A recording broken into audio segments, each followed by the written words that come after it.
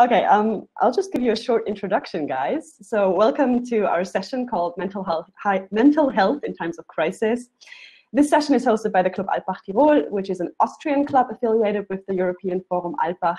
My name's Jenny. I'll have the honor of moderating and hosting this event. And in the background behind the Tyrol, Austria EFA handle is my colleague Ben, who's also a member of the Club Alpbach Tirol, and he will keep track of your questions, help you out, forward me some questions, that kind of stuff. But of course, what's more important than Ben and I is our speaker, Dr. Mark Ross, who is joining us digitally all the way from Australia. So thank you so much for being here today, Mark, and for sharing your knowledge and expertise with us today. If I just may, I'll introduce you real quickly. As I said, he's an 8th German. He was born in South Africa and then specialized in the United Kingdom and worked there for, 13 years, you said? Yeah, and now you work and live in Australia, Sydney. So you are a psychiatrist with clinical experience over 3 decades, and Mark specializes in treating young people, complex PTSD, post-traumatic stress disorder, women's mental health, and anxiety disorders. He holds senior conjoint lecturer positions at the universities of New South Wales and Western Sydney. And I think he's really well known too for the ABC TV series called Changing Minds, where it was documented how he works and his colleagues work at the mental health unit in Liverpool. He also wrote a book based on that with Catherine Hanrahan. I hope I pronounced that correctly. It's also called Changing Minds, and his newest book is called Anxiety, Expert Advice from a Neurotic Shrink, which I read, by the way, and I really enjoyed it. I can recommend it. You can unfortunately not get it in Austria in print, but you can get the ebook, and it's a really good book with a lot of information and knowledge, but there's also quite a lot of funny passages as well, I would say. Just to quickly give you an overview of how this session will be structured. First of all, Mark will provide us with some short input, some facts and figures on mental health and in this, well, very special year, I would say. And after that, we'll just start a conversation. We'll try to answer as many questions as possible. I also have some questions prepared I would like to ask you. And then we'll see. With that being said, Mark, are you anxious right now? I'm a little bit too, but without further ado, I practice my German introduction. So, hello aus Australia. Es tut mir leid, dass ich nicht auf Deutsch kann, aber ich wollte Jenny dafür danken, dass sie mich eingeladen hat, im fernen Österreich zu präsentieren. So that's my German for the evening. So, as Jenny said, I'm Dr. Mark Ross. I am a neurotic shrink. I'm also currently involved in a vodcast, hashtag The Anxious Shrink. So I discuss issues of the day with a friend of mine with lots of humor. As you can probably tell from this, neurosis and anxiety are not strangers to me in both my personal and professional life. As Jenny said, as a psychiatrist, I've worked on 3 continents over 30 years. And you know, the issues are similar everywhere. We all need good coping strategies and support to enable positive health. And humor, shared not at someone's expense. My husband tells me I haven't really got a good sense of humor. The only people who laugh at my jokes are the captive audience, both staff and patients where I work. But there you go. I was an anxious child. My mother has anxiety. Her mother was on medication for anxiety. I've also got bipolar affective illness in my family and 3 suicides in cousins. That's one of the reasons I went into psychiatry. Of course, I'm not alone.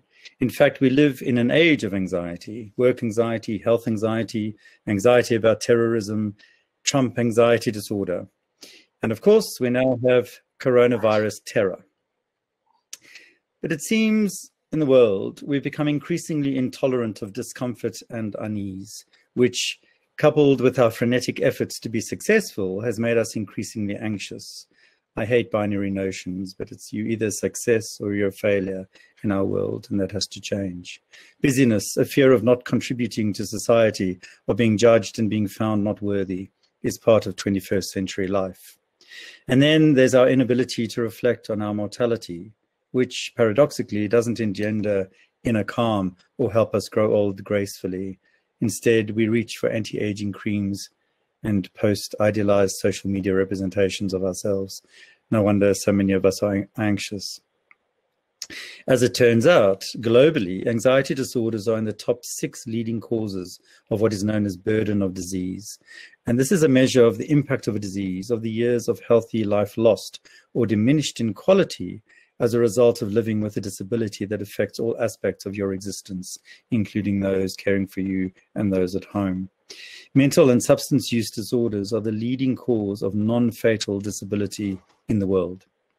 So in Australia, anxiety is extremely common, with at least 11% or 2.6 million people reporting anxiety-related conditions in 2014 to 2015, and a further 5% of Australians reporting an anxiety-related condition and depression, a mood or disorder. And that's in the last 12 months. So we have mental health surveys every couple of years in Australia. So that's 16% of the population. In the United States, the figure is 18%. So nearly 1 in 5 Americans identify as anxious. And this was pre-COVID. So this picture is confronting. In the West, stress is frequently cited as a leading cause of unemployment, of employment-related hardship in medical certificates. And anxiety is now one of the primary causes of mental health-related absences from work. And yet there's still stigma, prejudice, and discrimination leading to self-loathing. Last year, I gave a speech where I mentioned my anxiety and the self-stigma I still carry. I'm more open about being gay than actually as a doctor with anxiety. It's a really difficult thing. And a professor of psychiatry told me afterwards that he considered me brave for doing so. I was a little bit irritated by that, actually, because if we can't accept illness in ourselves and understand that it's not weakness, how do we expect others to stop the name calling and the bullying? I can tell you categorically, bullying everywhere, especially in our workplaces, is rife, and it's a potent cause of mental health issues. In a recent survey in the UK, it's a UCOPE survey among young people aged 16 to 24, completed during lockdown, 60% of the participants reported previous mental health conditions. Half of the participants reported higher levels of stress since lockdown. 94% expected changes in their lives to some extent once the current crisis is over. Hopefully it'll be over. Those who expected more changes in their lives experienced higher levels of anxiety. Almost 1 in 3 respondents without previous mental health problems reported moderate to severe anxiety symptoms. 1 in 2 reported overeating in response to their mood during lockdown. Interestingly, I found this interesting anyway, in a group always connected, they missed interacting with their peers. So what young people do, they're always on their phones, but they do so together. It's this thing that us Generation X's don't understand. On a poignant note, and reinforcing what I was saying earlier about success, there were some who were doing better, and this is because they didn't have academic pressure and they weren't being bullied. Isn't that sad? Our future generations are struggling right now. So organizations in the 21st century acknowledge that positive, healthy workplaces increase productivity. Creating such a workplace requires dynamic leadership, buy-in from senior managers. It has to come from the top down, and management support. Productivity improves when employees are more engaged in a positive, supportive environment. This is one of my passions. Absenteeism and presenteeism, and this is where people return to work, but they're unable to fulfill their normal role, but they come back to work because they've got no sick leave left, where they're still working ill, and compensation claims fall if you have this positive workplace mental health. So having a job is part of a healthy identity and should make us feel productive and part of the team, earning for our material wealth and security, but also interacting with others. And that's what a lot of my patients have said in this time. Some of them really love working from home, but they like that balance and they miss interacting with their peers. Although productivity has gone up because they don't interact with their peers and go for smoke breaks and coffee breaks. So as of 2017, and I'm giving you mainly Australian figures, but we can talk some more worldwide, 72% of people aged 15 to 64 were employed, but 31% of them were in part-time work. Underemployment has increased. Being unemployed, economically constrained, and disconnected from a work life leads to anxiety, depression, and other mental health issues. Anxiety at work is harmful. Being unemployed or lacking job permanence is a cause of great anxious concern. And I know this is the case in the UK and certainly in Australia, low-paid jobs and casual. So not many people have permanent employment, certainly younger. 12% of 15 to 24-year-olds were unemployed, highest in any age group. And I have to repeat that this group also has the highest incidence of anxiety in any age group. And worth repeating that all the stats I talk here pre-COVID. So despite a good economy in Australia, we haven't had a recession for 35 years. Young people have anxiety about employment, future employment prospects, and permanent employment benefits. All the young people I see across the social spectrum have anxiety about jobs and financial security. It's not true that millennials don't care. Many are casually employed, as I say, with no benefits. So while being unemployed isn't good for mental health, working long hours isn't either. In Sweden, I love Scandinavia, some companies have introduced a 6-hour working day, maintaining wages, and guess what? Productivity is increased. So there's also a strong argument for a 4-day working week. Stress reduces as work-life balance improves, and more importantly, profits increase, as shown when this model was adopted in New Zealand by Perpetual in 2018. So organizations need to strive to make organizations better mentally healthy workplaces. I'm hopeful that this will improve. And in particular, and I'm sure this is happening in Austria and a lot of places in the world, those in unpaid or underpaid caring roles, generally women, need to be acknowledged much more than they are currently, their mental health being of huge significance to themselves and to the people they treat and tend and care for. What has COVID taught us? I say 50% of what we can do can be done at home, including conferences. 50% of our workforce need to be paid better. If we paid carers properly, our elderly would not be dying in droves that they are. This is a huge stain on us at this time. And I think working from home has generally increased productivity. People can now work from anywhere. Hopefully this will lead to a resurgence in country living, as is happening now in Australia. People are heading to the hills. So I'm constantly looking at ways to improve my work-life balance and avoid burnout.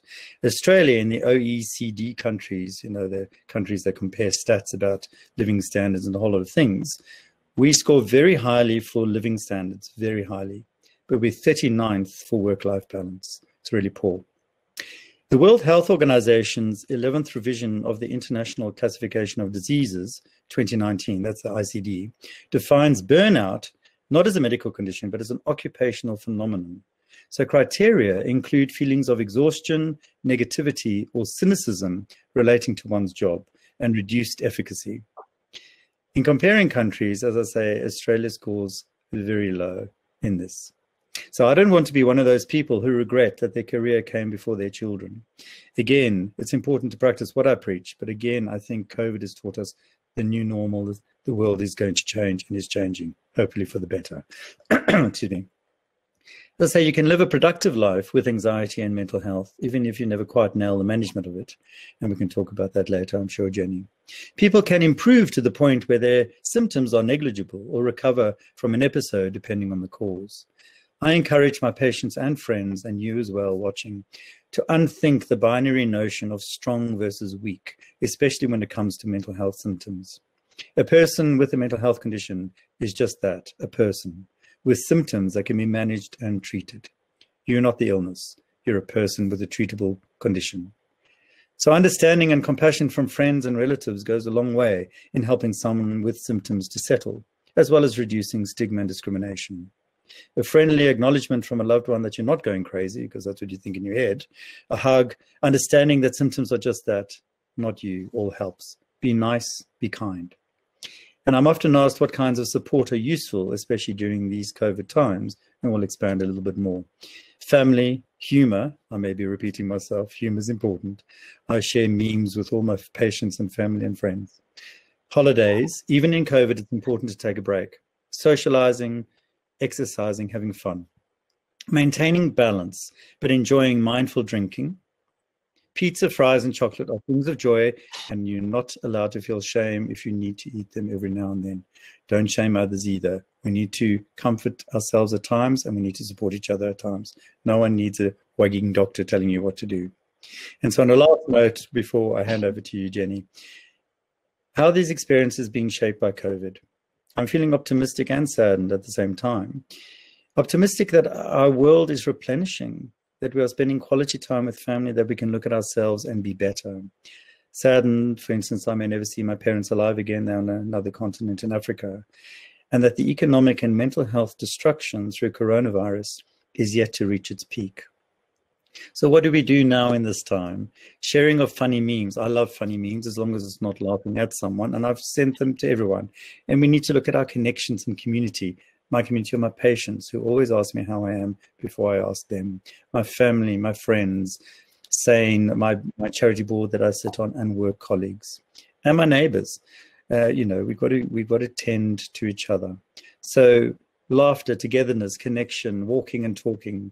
These are the things keeping us going in these times. Reach out to someone, be supportive. Stick to your workday schedule. I see this a lot. Just because you're no longer commuting doesn't mean your boss owns you during that time. Spend quality time with your family. So the message that we are all human, I'll start this now, Jenni. We are all human, in this together, trying as hard as we can, no matter what curveballs life is throwing us at us at the moment, there's always hope.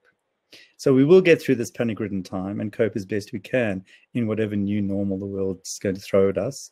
And I'm going to leave you, before I hand over to Jenni to ask me questions, my favorite philosopher is Cinderella. I love Cinderella. You know what?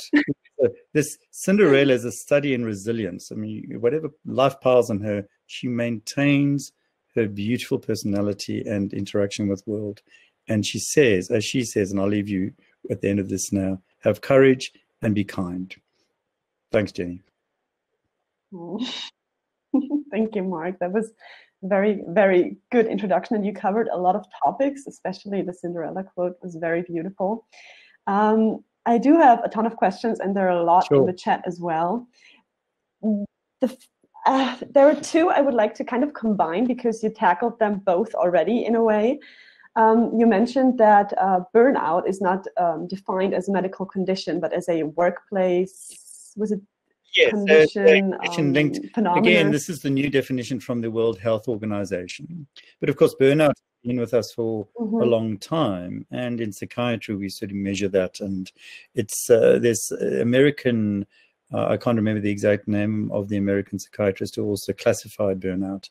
But really, it's stress. And if you realize that, you know, you're irritable, especially also, all those of us with cold sores, like I've never had them, the cold sores come out.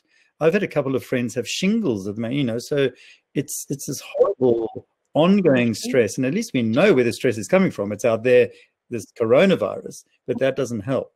But burnout at work affects your interactions with everybody and yourself, and it's good to take leave then. I was just wondering what role definitions play in the context of mental health, because as I was, you know, coming up with questions for this event, I was wondering, how would you define mental health? Because I feel like most people would say mental health is just having no issues whatsoever and just being healthy and normal, mind you, like under parentheses. So I wonder if we should even think about rethinking mental health as, for example, having struggles, but coping with them in a healthy and open way. Or what would be your take on, you know, how we perceive mental health generally? Because even the term mental health being positive itself feels like, I feel like it's stigmatized, not the struggles, but also the term as a It's very difficult to define these things because, of course, what is mental? So we've gone away from mental illness because that's a medical model. So we look at, you know, the psychosocial model of a condition. So whatever terminology, and I had to really think about all these terminologies in my book, patients versus consumers. And is mental health a positive thing? Yes, of course it is, rather than mental illness has a negative connotation of poor mentality. But it's about a holistic view of the person and life and how we interact with the world. And, you know, statistically, again, if you look at people going in, say, after taking alcohol or drugs and having a bad reaction and presenting a lifetime incidence of mental health conditions is about 50%. 1 in 2 people will, over their lifetime, have what we call some sort of mental health crisis. So I'm not answering quite as you probably want me to, but if you look at those stats and you go, okay, we've got to step back and go, where's this discrimination and stigma coming from? So we have to be more positive about what mental health is. And it's similar. Also, it's still recognized as a disability under Australian law. And then what does disability mean? There's a lot more discussion about the terms, you know. Yeah, and there's even a myriad, you know, of questions connecting to that, like how do we see disabilities in that, which of course we can unfortunately not elaborate on, but just to think that mental health is stigmatized, then it's categorized as a disability, and then we have this thing about disability being perceived as negative too, oftentimes, which in itself is a problem as well. But where do you think this stigma comes from? It's a big question, I know, but like I keep wondering about it because it's such a human thing to struggle or to break down when there's too much. Why is it stigmatized? What do you think? Well, you know, I'll say one thing. Self-stigma is the worst kind of stigma, and that's something that I've had for a large part of my life. And then, you know, Jenny, a lot of what we call mental health stuff comes from trauma. There's so much trauma in the world that isn't acknowledged often in narratives and when people come for help. So, you know, people have stigma about themselves and they project that onto others, because if we're talking 50% of people will have some sort of mental health crisis in their lives, who the hell is doing the stigmatizing? So a lot of it is about self stuff. Mm-hmm. But also it's how mental health, how mental illness has been portrayed, especially in Hollywood, really, really badly. So say in Australia, where I'm on the board, this is a charity that supports people with complex mental health issues, schizophrenia, bipolar, personality disorder, post-traumatic stress disorder. And they have a stigma watch campaign. So they're always constantly looking at how mental health is portrayed in the media. And still, it's an issue. And we just had a TV program last night looking at a very famous case of a man with schizophrenia who murdered someone. And the Twitter and everything afterwards was just dreadful about people with mental illness being violent, even though statistically they're even less violent than the general population, things like that. So I will say the media has a lot to answer for in terms of portrayal and continuing stigma. Exactly. It's like it perpetuates that. We watch a blockbuster and then there's, I don't know, somebody with bipolar, and if they do something dreadful, most people will go, oh yeah, fair enough. He has, he's troubled, which is just so wrong to begin with. And there was an interesting question on the chat regarding also the connection between mental health and how we perpetuate negative stereotypes, but also how we could cope with it. Because social media, for instance, I feel like can be both positive and negative in this regard. I think you mentioned that quote in your book that what's important is a meaningful social connection. And I feel like in times of social distancing, we have had or still have to rely on social media, but still feel so oddly isolated. And the question I saw in the chat was, wait a sec, where is it? It was basically a question, how much do you think can mental health apps help with coping with anxiety? And, you know, maybe tied to that, would you think that social media is all bad for mental health, or are there positives to it as well? When we first started the lockdowns in the world, I thought social media was actually kinder, and it was kinder in March and April. So I think social media has a wonderful place to play. Unfortunately, people do get triggered and they're trolls, and, you know, it's just dreadful. But I'm sort of looking at the questions and quickly sort of trying to formulate some answers too, because there's a lot of kindness out there and a lot of wonderful things that people are doing. And I think it is a great way to maintain connection. And so Facebook and Twitter I use mainly. The UK Mental Health Foundation in 2018 did some studies.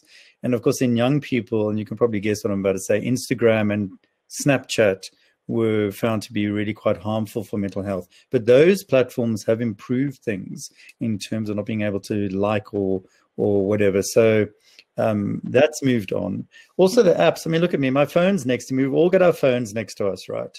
And I always say to our patients, use a sleep cycle app, you know, walking, it measures your energy during the day. There's also something called Wobot. There's a little robot type sort of interactive CBT focused chat that you can have. And there we have a couple of other apps that people can use for mindfulness meditation. And if you look just generally, guys, at modern focused therapy, it's all mindful focused.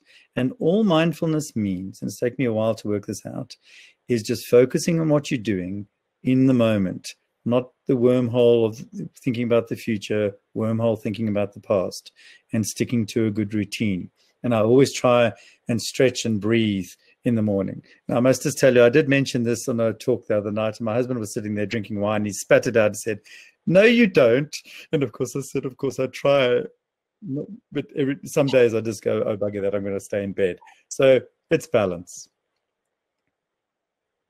Yeah, a balance which is very hard to strike, I feel like. And I also noticed that with, there is, I feel like, a positive change into that direction with regard to mindfulness and trying to, basically come back to yourself and not just be so busy with everything around you. I work in a bookstore part-time, and there are so many books coming out now on this topic. And I feel like that's also already a good start, also a part of the media, if you will, that can help us bear that in mind, to be mindful and not be overwhelmed, and maybe use the positive of social media and the means we have. I mean, it's amazing. The two of us are just talking from Austria to Australia right now, which is, of course, not as good as being in the same room and maybe even hugging, which is impossible with the corona pandemic anyway. But it's still something so useful. We shouldn't demonize, but we shouldn't be overwhelmed by either, right? And you've got to, as I say, humor, you've got to be kind to yourselves and compassion. Kindness and compassion. I know I say these things, but it's true. You have to be kind to yourself as well and kind to others. Do something positive every day. Read. And it is hard, of course, there's a phrase here, we're all in this together. Well, of course, some of us are more in this equally than others. I've got a beautiful house. I'm on half an acre in the mountains. I've got lovely friends and neighbors. I don't have young children at home when I'm trying to work. And in my board meeting this morning, one of the management team of the charity started crying. And while we were talking, and of course we all reached out, but she said, I'm really struggling. My kids need attention and I'm struggling to do my work. If you live on your own, it's incredibly important to then use social media as a link, because loneliness and isolation are real problems in this moment. And I asked earlier, just quickly, and you probably work out that I've got a bit of a socialist bent, right? So all of a sudden, socialism doesn't seem such a bad thing. All it means is the people serving your latte, on Saturday morning get a decent wage. You can still earn your money and own your property. People get so confused with all these things. It just means that people need to be paid better. And I'm hoping things will come out of this. But the problem is, and I'm sure in Europe as well, we are now facing a recession in Australia. As I said, we haven't had a recession. People in the arts, universities, are struggling. All our theatres haven't been operating. It's a real problem. People are on government assistance, but that has to continue.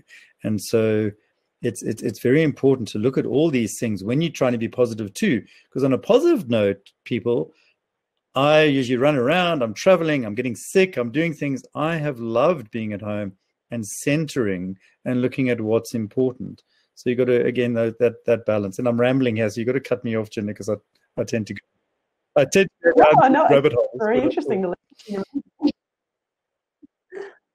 But coming back to the topic of social isolation and, how to use social media during that, and also, to the stigma of admitting you struggled. I mean, you as a psychiatrist, I would agree with the quote you had, that it is brave for you to come out as somebody who struggles with anxiety.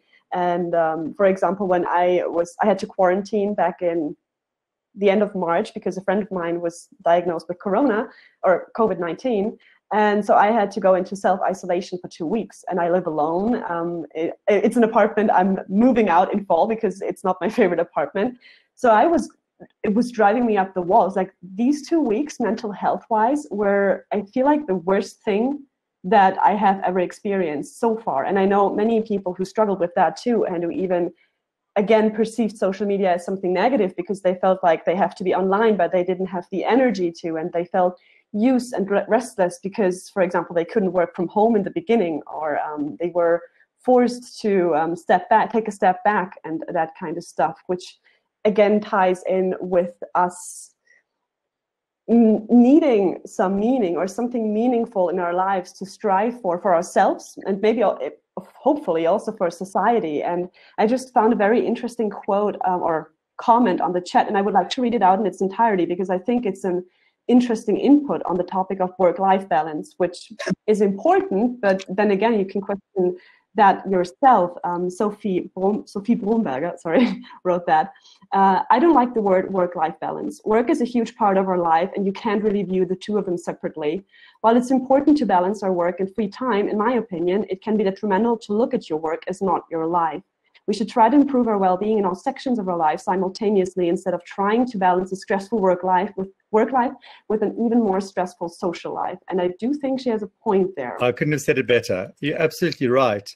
And thinking about it now, what's happened in Sweden when they introduced the 6-hour rule? What do we need during our day? We need to do things like go to school, drop off, go shopping, whatever, before we come to work. And if you're allowed that time to integrate with work, of course work is part of our life. Work is such an important part of our life and our identity.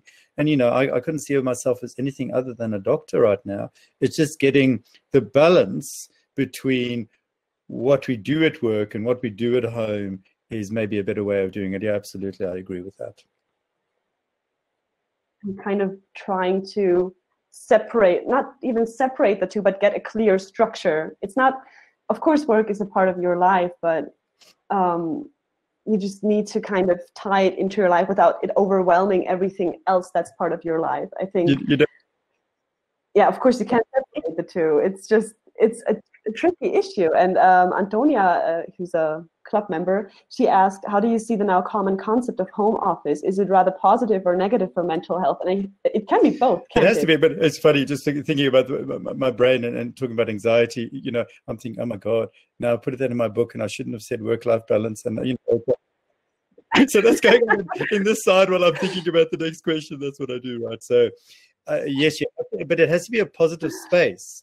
And so of course it's all part of life. You've got to be careful. I think you still have to have routines and boundaries. And so, yes, it's part of our life, but work has to be boundaried. And I've found that very hard over decades to try and separate my personal life from my work life because it's so connected. But I don't read emails after 7 p.m. I don't read emails. I try not to, and I'm always on my phone. If you're looking at a good sleep balance, because sleep is absolutely pivotal to mood. And so for good sleep, no caffeine 10 hours before we go to bed, no blue light screens an hour before we go to bed, no food about 3 to 4 hours before we go to bed as a rough rule.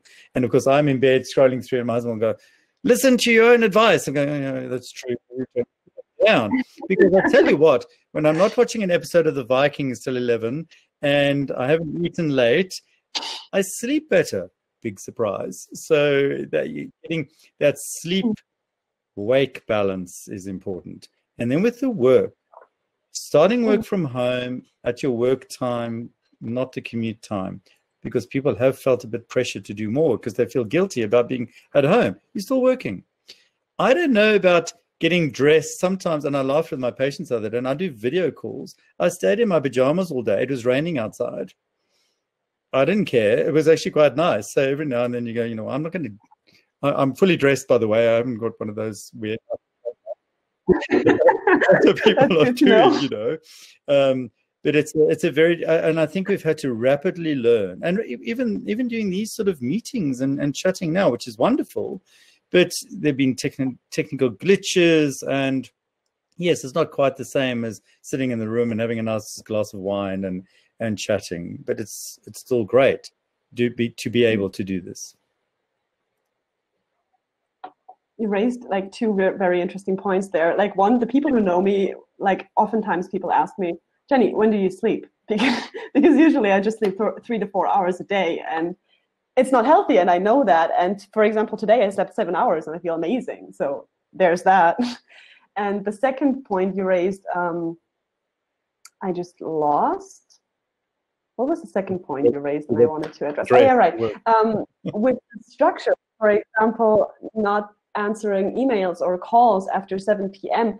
anymore. I think to a certain degree, you really have to go against the flow there because, for instance, at my department at university, we are specifically told, or were specifically, and still are being specifically told, you have to answer as quickly as possible. You have to be right there so that you get the job, and you have to do that. And why didn't you reply there? And what's taking you so long? And I feel like, of course, my department isn't just one example. Like, it's just such a widespread social phenomenon for people to be under the pressure of replying. Like, even friends and family, sometimes when I don't reply to them within, I don't know, 8 hours, and just private matters, not even business matters, I'll get a message, well, are you mad? Why don't you reply? What's wrong? And that, ironically enough, raises your stress levels and makes you feel like, oh, I have to reply. Oh no, they feel bad for me not replying. So we're, I think, back at this topic of, you know, the connection of media and mental health, and how it can be bad if, you know, not used in a very thoughtful way, I would say.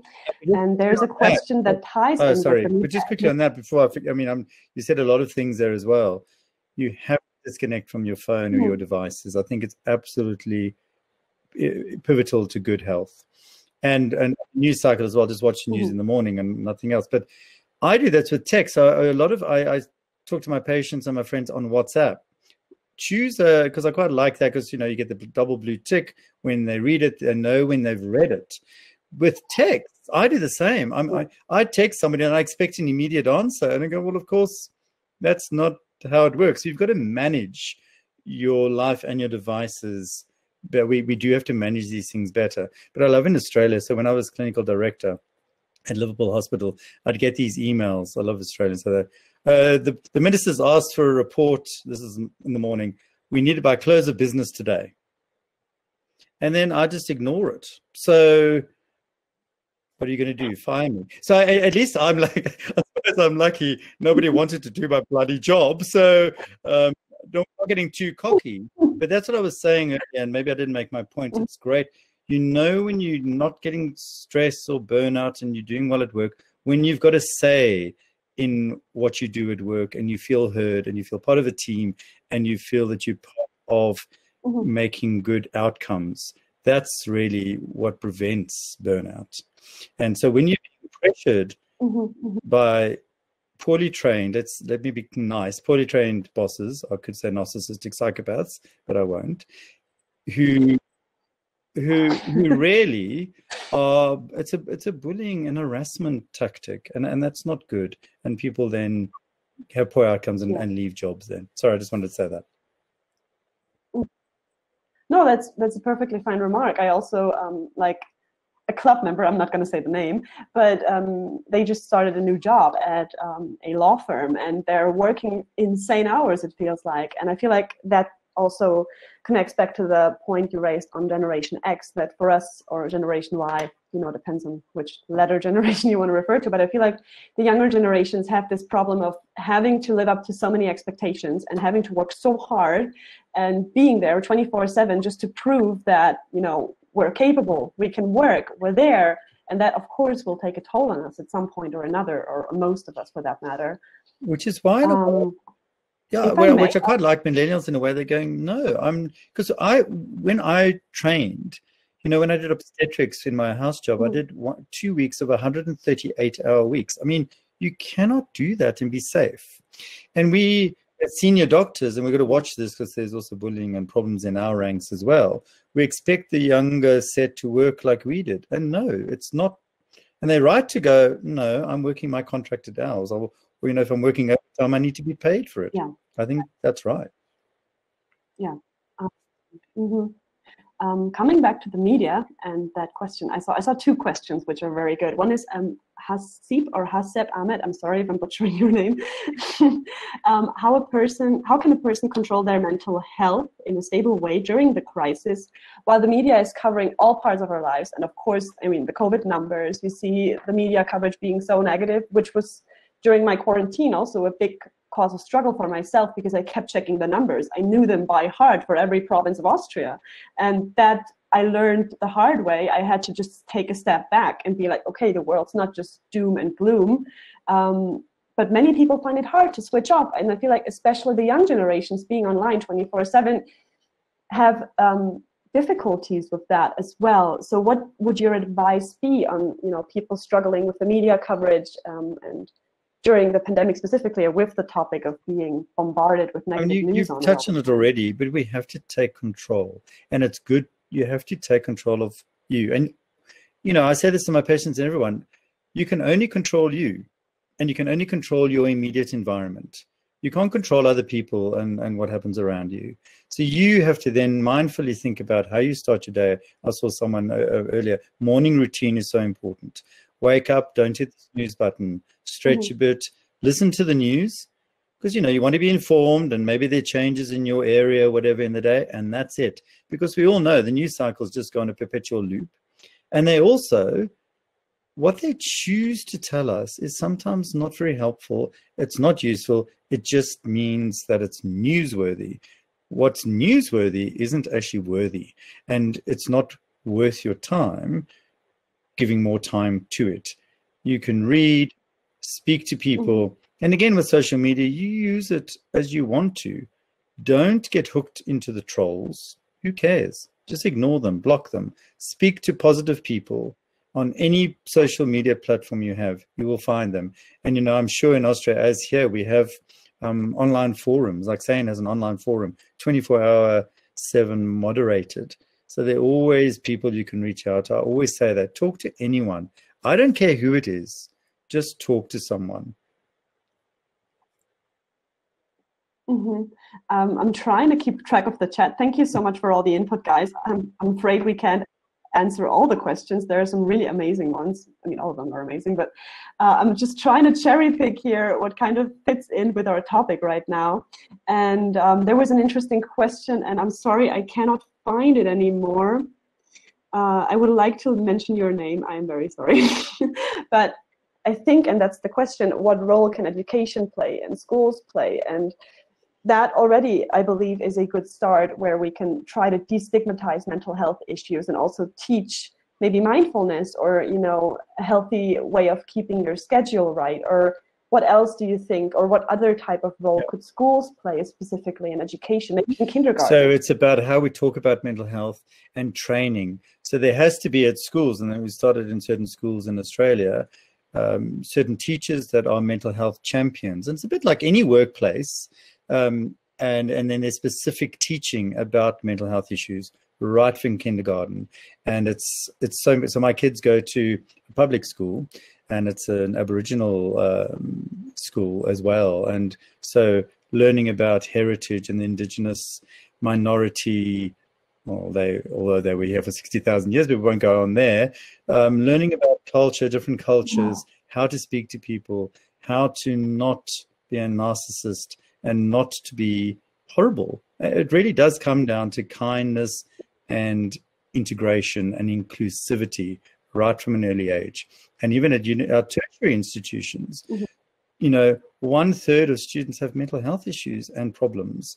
And so they're looking at packages there, and again, mental health champions, mentorship, and absolutely ensuring that any organization has that mentally healthy workplace approach to the concepts of mental health and how to stay well. For sure. Heroes. That's a nice thing. So at school and certain organizations, they have a hall, like a board of people who are open celebrities. You know, they have to have some benefit, right? So, you know, who's come out with mental health issues, and that's a positive role models are also important. And shout them out and talk about them. And I think in this regard also, sometimes in schools you have like children who are maybe, I don't know, who have ADHD, or who are a little hyper, or a little more difficult to interact with because maybe they have some mental health condition. And I think even there it's important for the teachers to normalize that and to not say that kid has a condition, but be kind to that kid. They're also just a kid. And teach children from a young age onwards that disability or mental health issues is something human, and that doesn't need to be shunned. Or, you know, sometimes, for example, if you have a physical condition as well, and you have a limp, or if you have, if your eyes are crossed, I forgot the term for it, but you know what I mean. Just to teach children, be kind, don't bully them, would you want to be bullied? Of course not. Inclusivity, and again, you know, in my era, in the 70s, school was, you know, they were put in a separate class. I've got friends and patients who've never forgiven being separated and then being shown to be different. So in the beginning, you go, okay, we've got a kid with a wheelchair in our school. What can we do to shift the entire school to help them be able? The rest of us have to bring them along with us, not show that they are the different ones. And I think that definitely can be done. And also with kids, I'm asked, how do we discuss this with kids? And I'm being very open with our kids. Don't talk about things in front of them, though, all the time. I've had a couple of people who do that. And remember, we're talking about systems. The system needs to be looked at, not the kid. So they're part of the system, and I love that systemic approach to issues and problem solving. There's also like a whole approach. Of course, unfortunately, we cannot go into that, but in disability studies itself, how do you define disability, or for that matter, any kind of what we still perceive of as different, unfortunately. I just found the name of that question. Thomas Dukai, thank you for that question. And you touched on a very, very interesting topic, Indigenous people.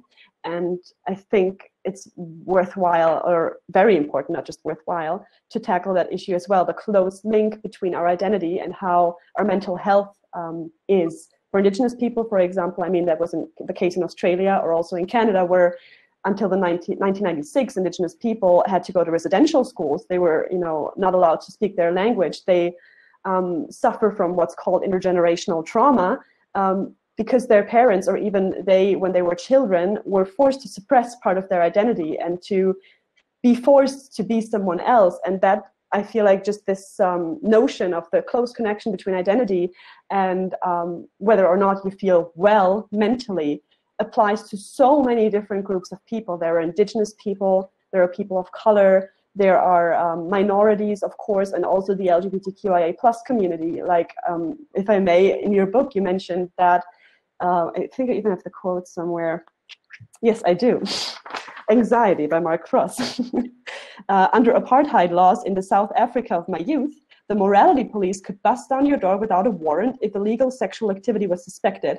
This applied to same-sex activity as well as sex between the races. Black people caught having sex with a white person of the same gender were in even more dreadful trouble, of course. And I think this entire topic is just, would you like to maybe talk a little bit about that? I mean, it's very broad, but I think it's so important to bear that in mind, that if you call somebody names who has a different sexuality, or who identifies as non-binary, or who is not, you know, the norm of a white Western society, unfortunately, how they suffer not just in the moment, but also as a person. So there's a lot there, but in terms of intergenerational trauma, and that's in our Aboriginal and Torres Strait Islander brothers and sisters here. If any of you want to read an amazing book on Australia that looks at these issues, and it's called The Fatal Shore, and it's by a guy called Robert Hughes. He died recently. He was quite well known in Australia, and he writes with the history of the first to the last convict ship coming out here, and explores homosexuality, Indigenous issues, and feminism and women's rights in Australia. It's fascinating, and I'm waiting for the film to come out. And there's this wonderful film called The Rabbit-Proof Fence, which looks at the stolen generation. So our parliament officially apologized in only 2007 to people. So if they were in mixed state in Australia, children from Aboriginal and then white families, they were forcibly removed from their families to be brought up in white families. And it's caused untold trauma and intergenerational trauma in the Indigenous population in Canada and America. It's unbelievable. And of course, that minority stress, and that continues in future generations. And so when you look at LGBTQ, I'm saying Q&A is my new term, queer and allies. That covers everything. And so, you know, we joke a little bit about the alphabet, but it incorporates so many people who need to be integrated and dealt with inclusively.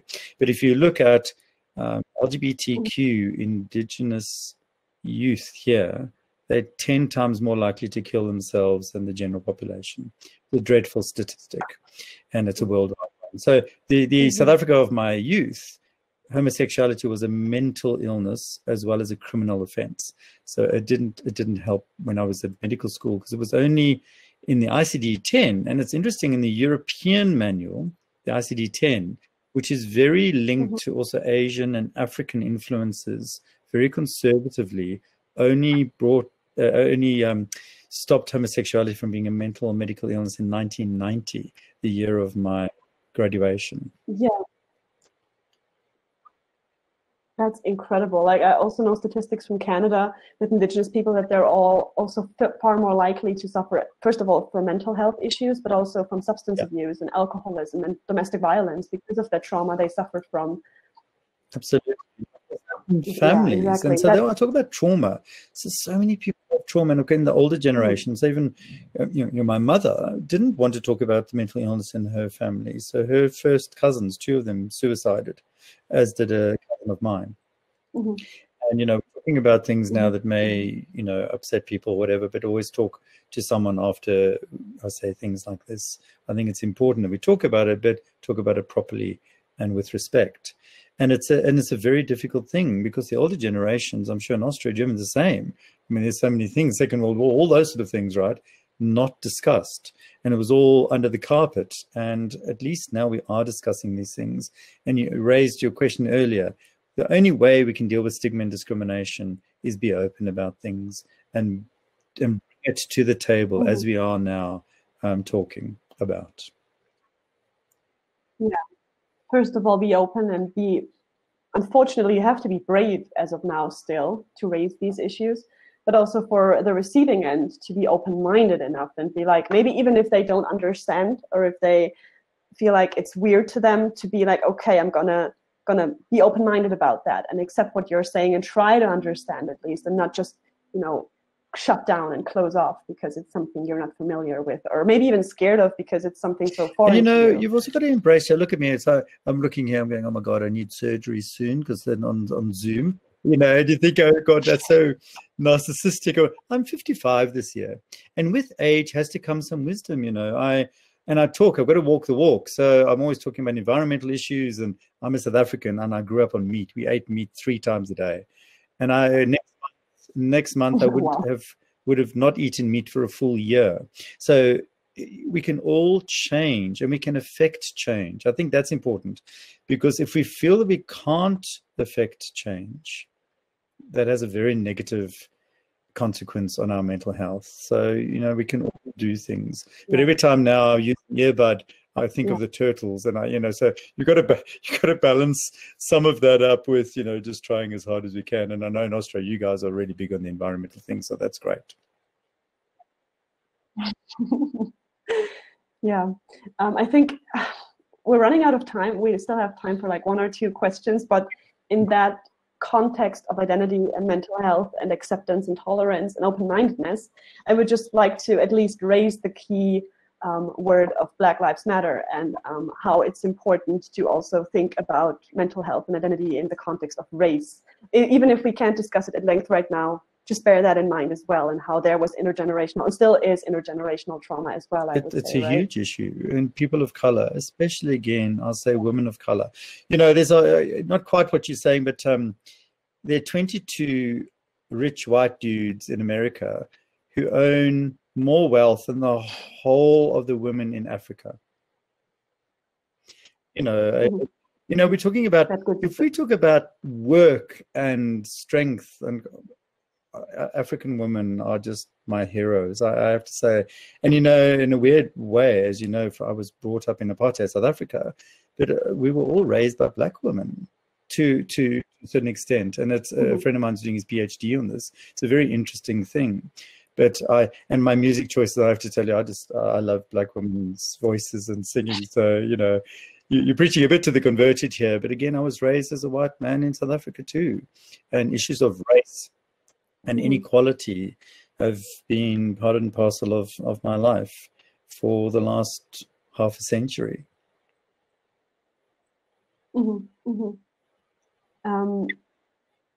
Also, what I think is connected to that is this fundamental difference of how, as a white person, I mean, I'm not American, I'm European, so I'm not familiar with gun violence in my everyday life, fortunately, or police violence for that matter. But also just to raise this, to give you those thoughts to think about on after this session, just to think about how, as a white person, you're just not scared and you don't even think about what could happen if a police car passes you, and then you're a black person and the most horrid things. I'll say something about that white privilege, and remember that. And of course, I'm a privileged person, and I'm grateful for that, every day. But talking about social media again, just quickly, Facebook. A lot of my friends and colleagues are posting things in South Africa, and they're struggling or whatever. But some white surfers were arrested, so they're going, how? What? They're not hurting anybody, blah blah blah. And then there's an aerial shot of a 2-mile-long queue of black Africans starving to death because they've got no food. And, so in a way, I start getting irritable, and I'm blocking those sort of comments now because people don't understand white privilege. No, they don't. They don't. And it's so important to at least to try and do your research and help as much as you can. But I hate to start wrapping up this session at this very important topic. Just, guys, if you can, inform yourselves. Maybe if you know somebody who's comfortable to talk about their own experience, talk to them. Try to understand as much as you can and try to help out as much as you can.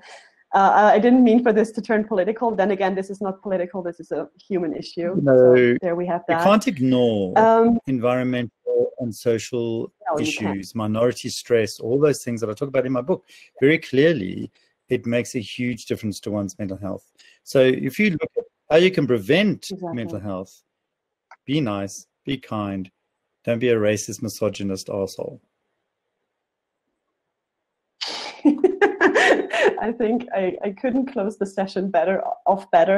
Mark, thank you so much for this interesting input. And I saw that someone, I think it was Chen, I don't speak Mandarin or Cantonese. I'm very sorry, but there was the question for book recommendations. Maybe there are some in the chat already. I really, without being biased, can recommend Mark's book because I also saw the question on the chat on medication and mental health, and you tackle that issue in your book, Anxiety, as well. You can get it on Amazon as an ebook. You can buy the print version as well. And if you have any further questions you really would like to have answered, I think Ben, our facilitator, is about to post our social media and also an email address you can contact us with. And then I can ask Mark to maybe help us out a little more. Without pushing my book, I always feel weird pushing things, but people ask me about the stats and everything, and I do give quite a lot of this there, so it's quite a useful resource, Yeah, exactly. Okay, so thank you so much. Thank you for tuning in, and thank you, Mark, for this wonderful conversation on so many important and, of course, difficult topics as well. And with that, we have to close the session. Thank you, guys. Again, people asked, the anxious shrink is the hashtag. I'm live tomorrow night, so at 7:30 our time. So come and answer questions. And you can find that podcast on and keep in touch with me. Just Thank you, guys. Keep in touch. Bye. Thank you. Bye.